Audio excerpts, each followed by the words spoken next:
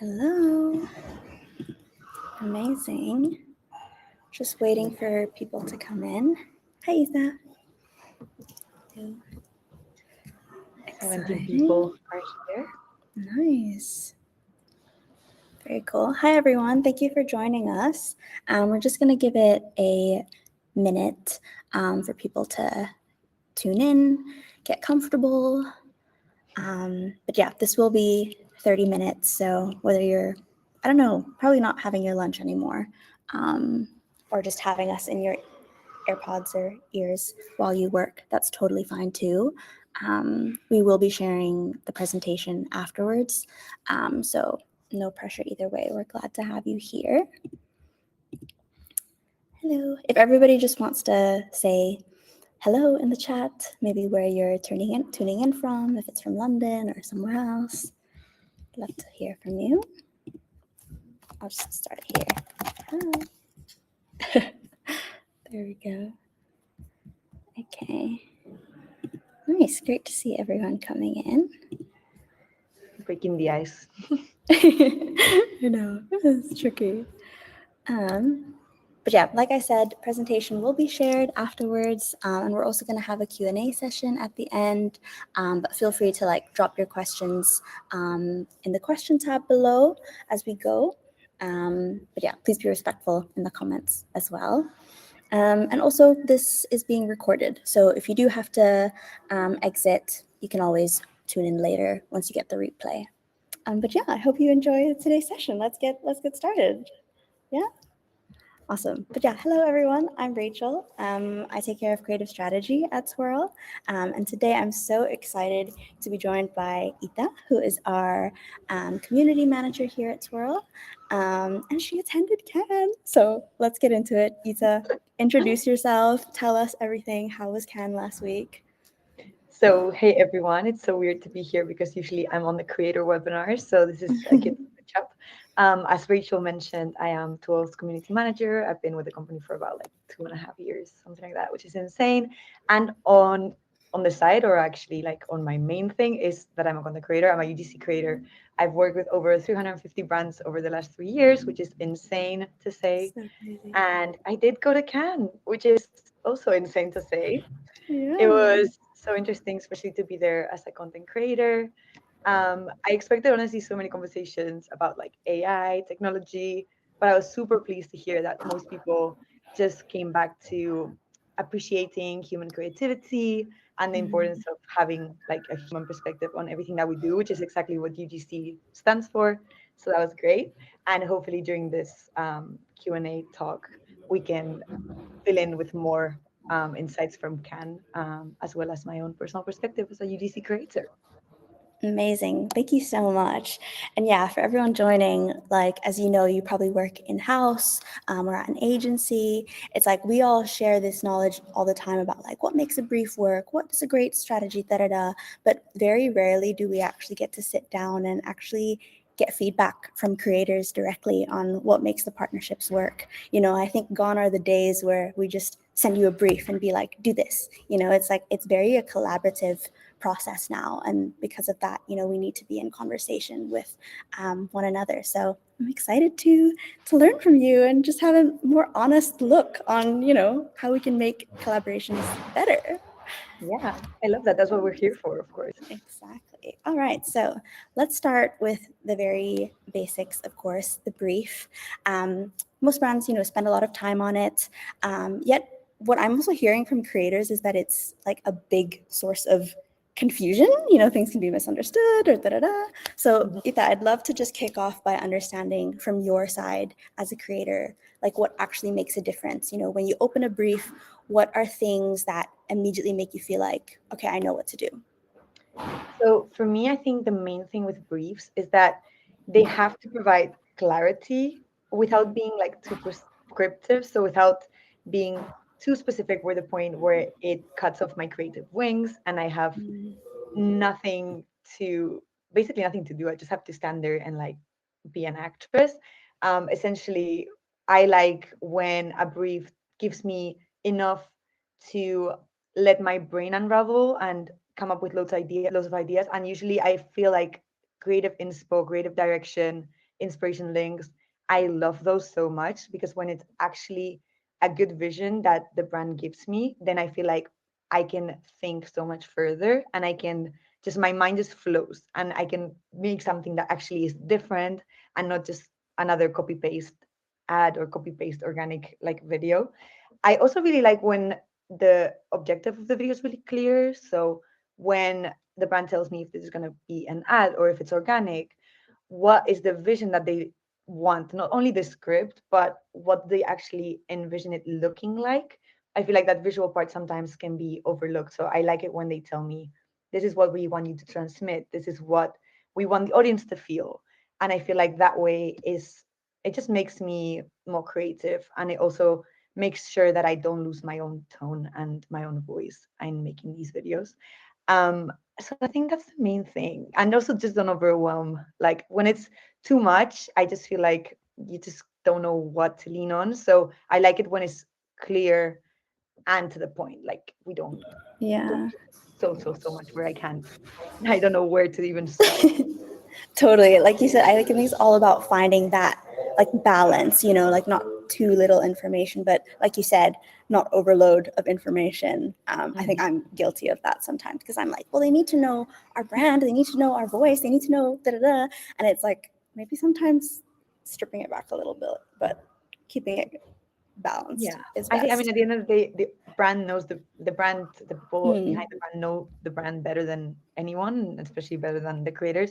So I think it's that fine line between giving us the ideas that you have or the messages that you want us to mm, transmit without being so specific about how yeah. to transmit the message. I think that's the key.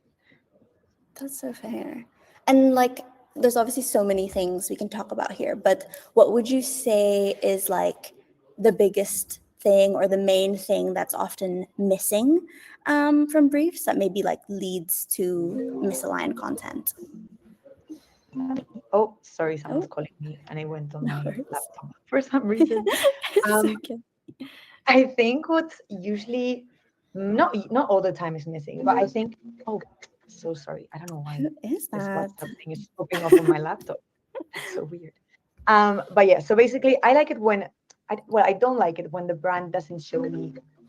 So sorry, let me tell this person that I'm Oh my gosh, no worries at all. Clearly, guys, Isa really popular. We're so grateful to have her time.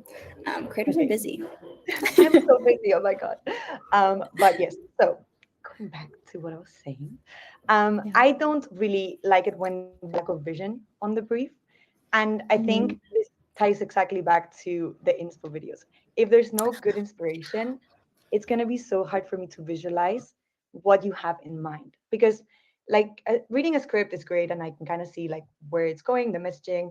But if I don't know how to edit it, how you want me to sound, or the pace of the video, I just don't know where to start. And I feel like when that visual guidance and that vibe guidance is good, it just feels like I can actually make it match the brand's tone and the brand's like idea of what they already know, because they usually already know what they want. It's just about transmitting that vision to us creators, and that time it can be difficult. I don't like underestimate that process, but when it's well done, it's just so appreciated.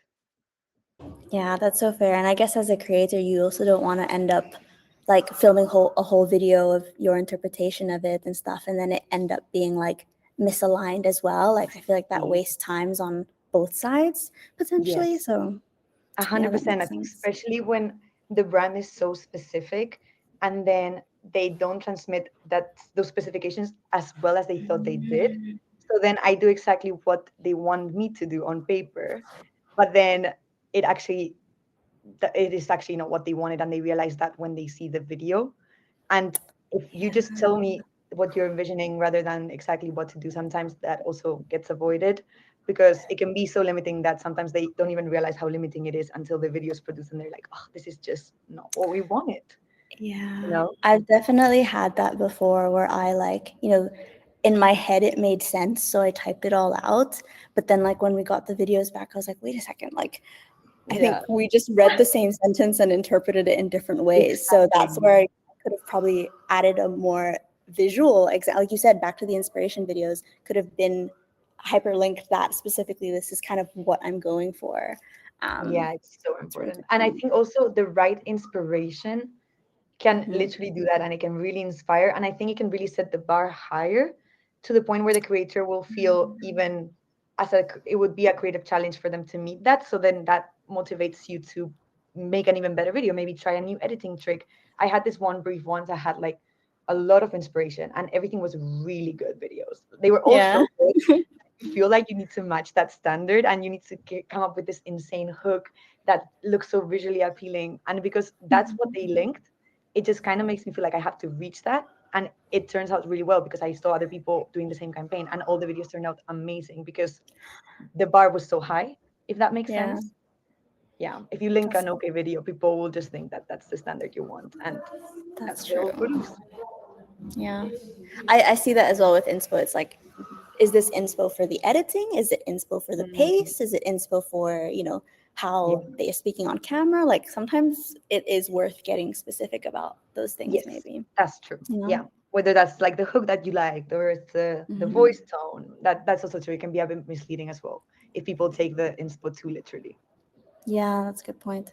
Oh, sorry, I'm dwelling on that too much, but I'm like, guys, I'm the creative strategist at Twirl The too. first Like, part. this is very good for me. So yeah.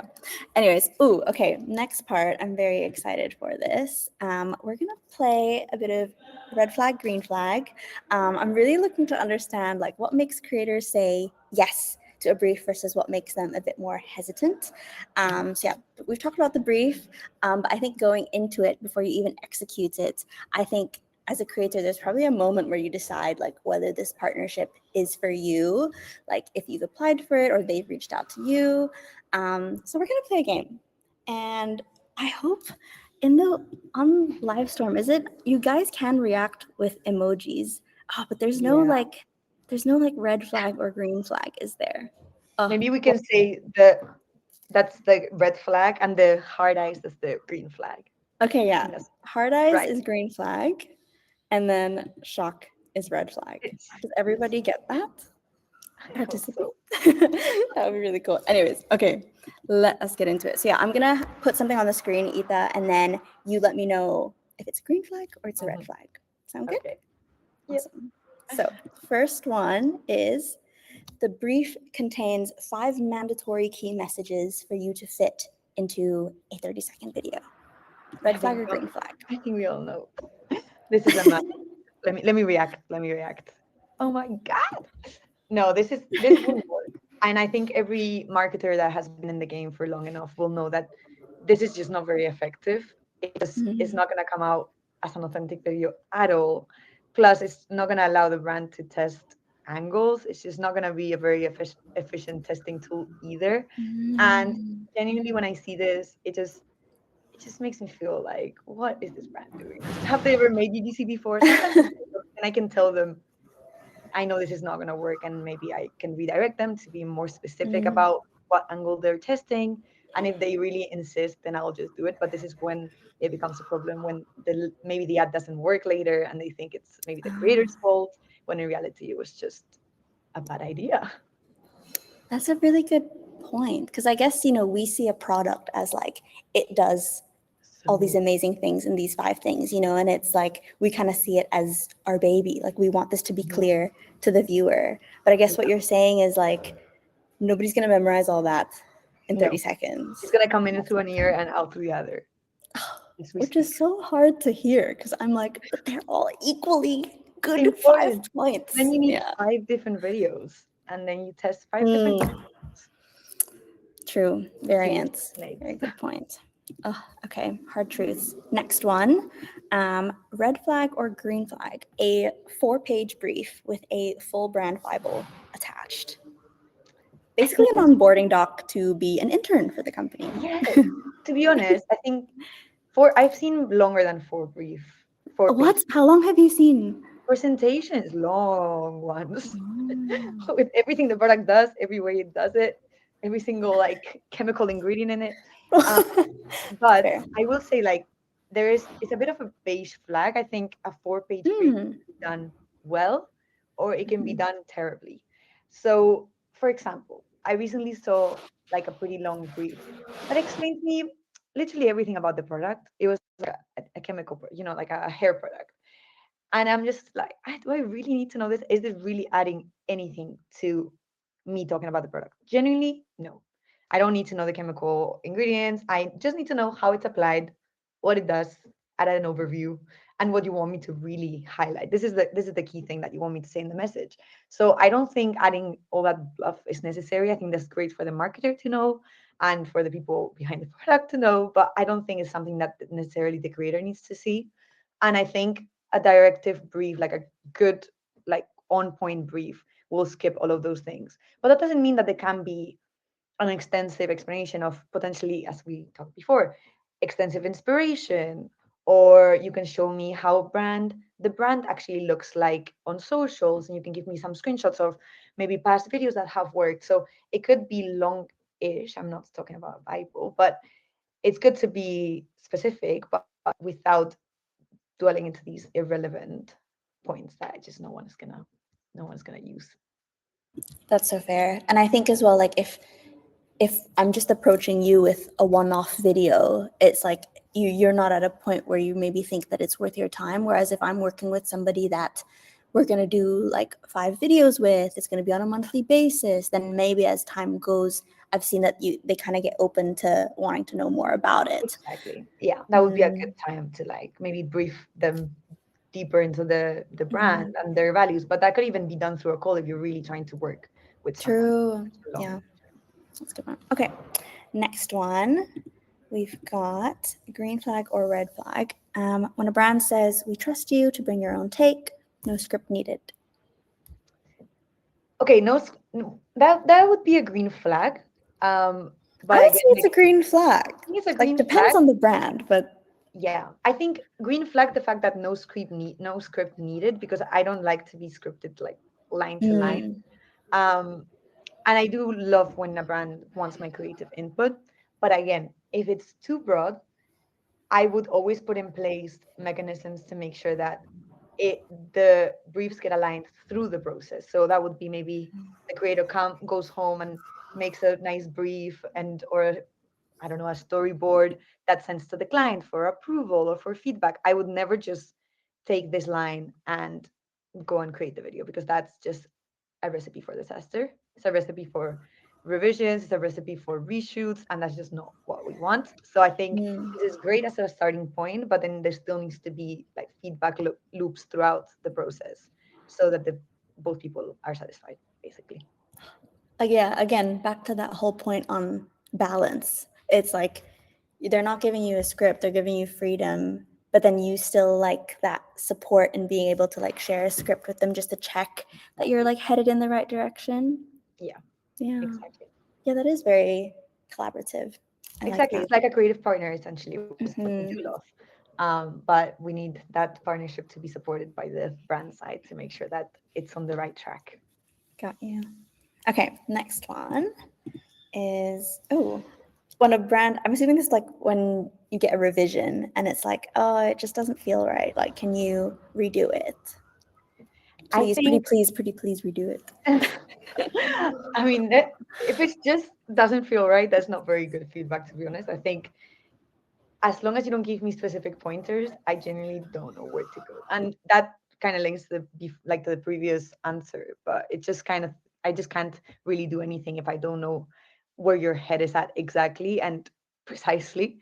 Because that might just mean I redo it and then still doesn't feel right, which is not just doesn't that just doesn't feel right to me either. So yes, be specific with your feedback. We're sometimes okay to do revisions out of brief, rarely, but sometimes we will be happy if it makes sense to us, and if we generally think that the video we made possibly just is not up to standard or is not compliant with the brand vision. Yeah, But it needs to be really specific, like change this line, change this specific shot. It can't just be like it doesn't feel right. true. Oh, that is hard to hear. But like you said, I guess it goes all the way back to the brief again Yeah. and making sure everything is aligned. Right. Okay. I just also noticed the time. So let's do quick fire on the last couple ones. All right. I won't comment. I'm going to keep my mouth shut. You Okay. just go ahead. Okay. The brand followed up to tell you that the content performed really well. Green flag, green flag. Just tell us exactly why I perform well. Don't just leave it at that, please. Love. You get a quick amend request that turns out to be a full reshoot. Red flag, massive red flag. Ideally, you've talked enough in the process before creating that this doesn't happen, because this means that something went wrong in the communication prior to filming. So just work on that process. Hard truth, hard truth. Okay. The brand picked you specifically after going through your existing content portfolio.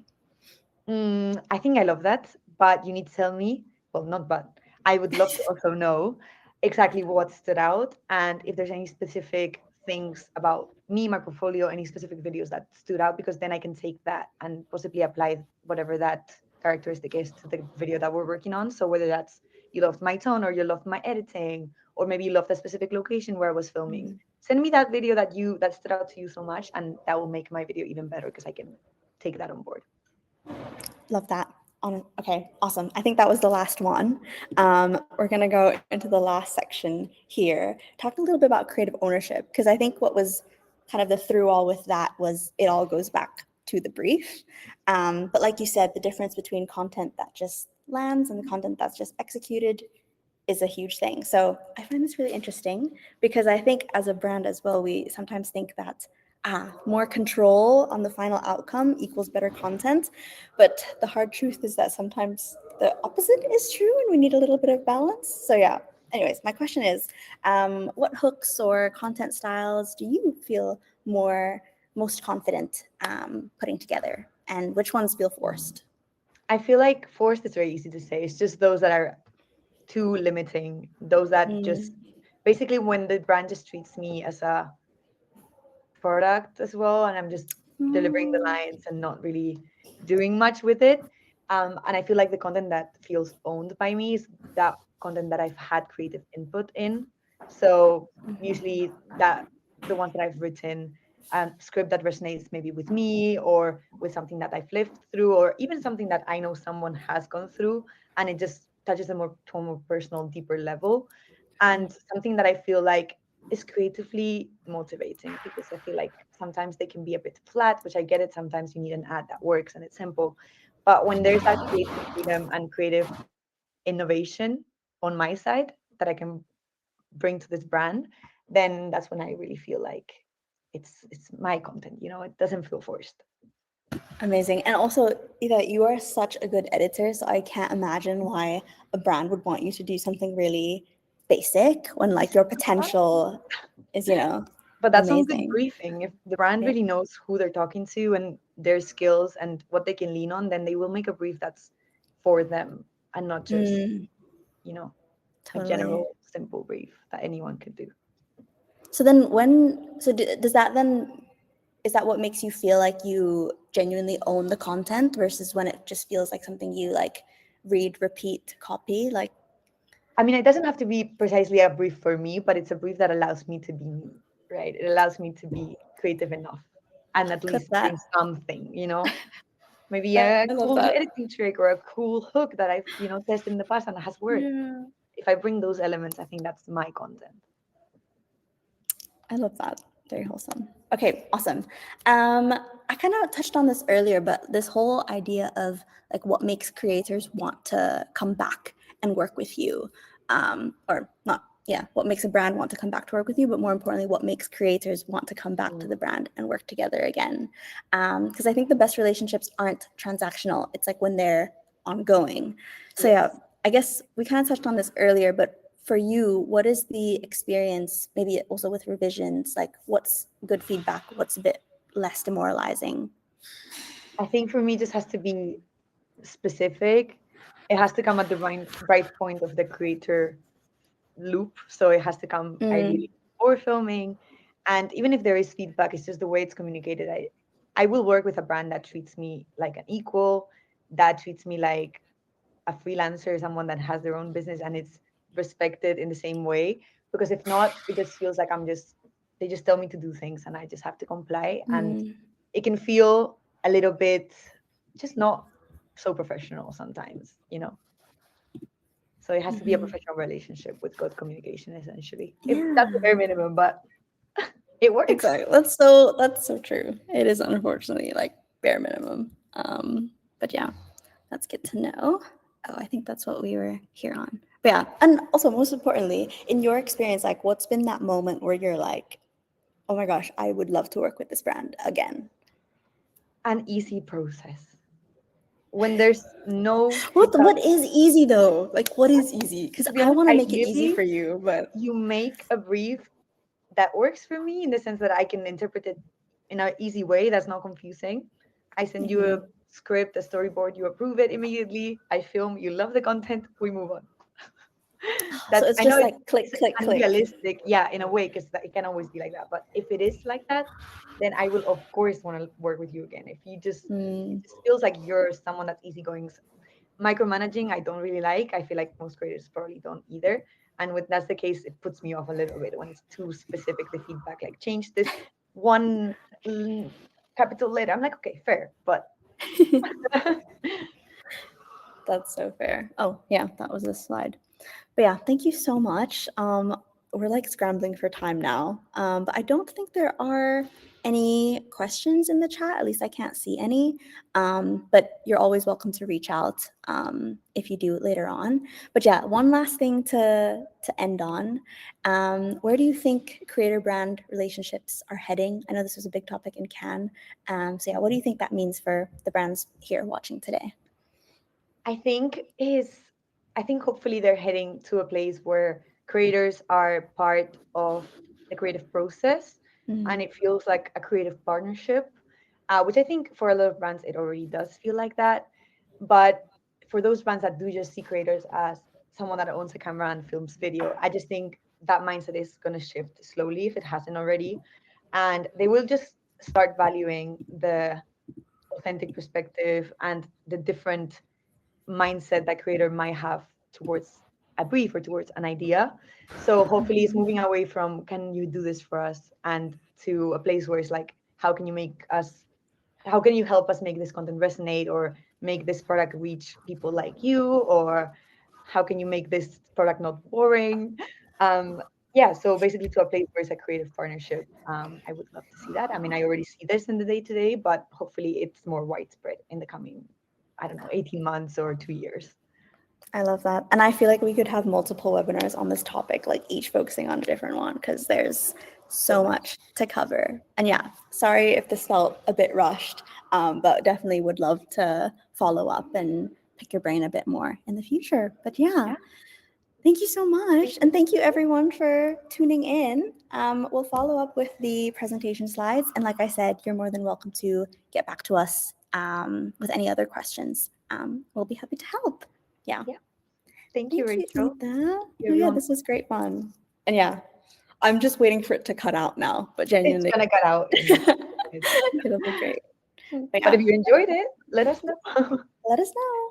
Awesome. But yeah, thank you so much, Isa, again. And for those watching, you can find us at Twirl. We work with brands every day to make sure their UGC is set up for success from the very first brief. So yeah, thanks again. Bye. Bye, Okay. everyone. Have a Thank good you. morning, good weekend. Bye. Awesome. Oh, it's not letting me end it. It's Oh, not this is great.